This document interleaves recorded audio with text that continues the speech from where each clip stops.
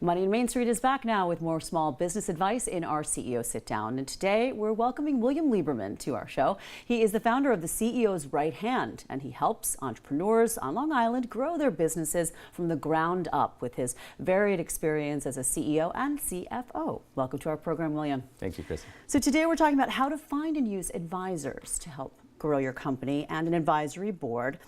And let's begin with the simple value in the practice of using advisors, in your opinion. So advisors bring an independent pair of eyes to problems that you're facing because they've been through the trials and tribulations of growing businesses themselves. Sure. And so they can help you see around corners that you might not have visibility on. And so they bring that to the table for you and help you through difficult times. You actually can draw on your personal experiences in this case. Absolutely, because I've been an advisor and I've used my own advisor and I still have my own advisors. And Absolutely. What did you feel really helped you in some critical situation? Well, as an example, we were going through very difficult financial times at my company, and our advisors helped us from a board perspective think through what are our options, and they even got on the phone with our bankers and helped us negotiate a deal with the bankers. Right, and as all companies go, there are lulls and they help bring you back up. Absolutely. Talk about the steps to building an effective advisory board. How do you determine the size and how do you get it started?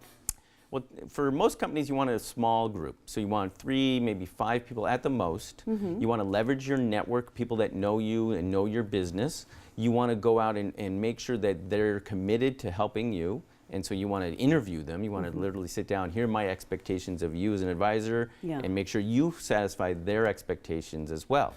So for example, I had an advisor tell me, hey, I'd love to be your advisor, but I want to know you're really going to listen to what I'm going to have to say. Right. That doesn't mean you have to do what I say, but I want you to listen to what I have to say. And managing your advisory board, obviously you want people to be committed, but it takes some foresight. You really need to set expectations, I would imagine, at the beginning. So walk us through that. How Absolutely. So you need to say, hey, look, I want to meet with you once a quarter as a group. Maybe there'll be in-between phone calls and things like that as needed.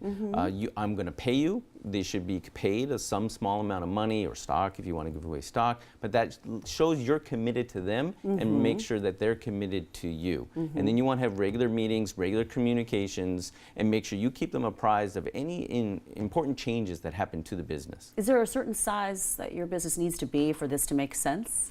You know, typically, once you get to about $1 million in revenues or more, that's probably a good time when you really need to have a more formal advisory board. But even before that, you can have informal people that are mentors to you. And speaking of finances, what about compensation? Are all advisors compensated, and what's the average amount?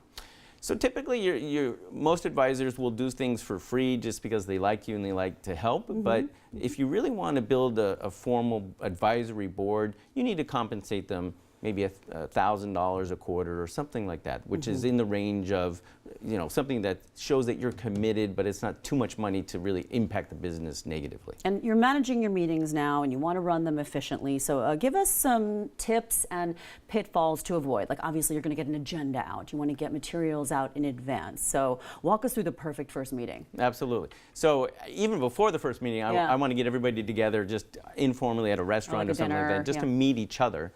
But at the first meeting, definitely, here are my goals as part of the agenda. Here's what I'm trying to achieve by having you as a team help me and make sure that that's very clear to them. And then you run a meeting, like you said, with an agenda and timing, and you know, leave your cell phones at the door and all that good stuff, so that you really have an effective 3-4 hour discussion about the situations that you're facing. And then ongoing communications with these individuals is key, but you obviously don't want to overload them, especially those that aren't compensated and are giving you their time. Correct. So, you know, maybe an email here or there if you have an urgent question or something like that, or a phone call, but absolutely, you don't want to overuse your goodwill, as it were.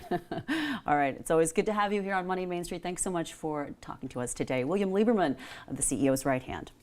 And there's more Money in Main Street coming up right after this. Stick around.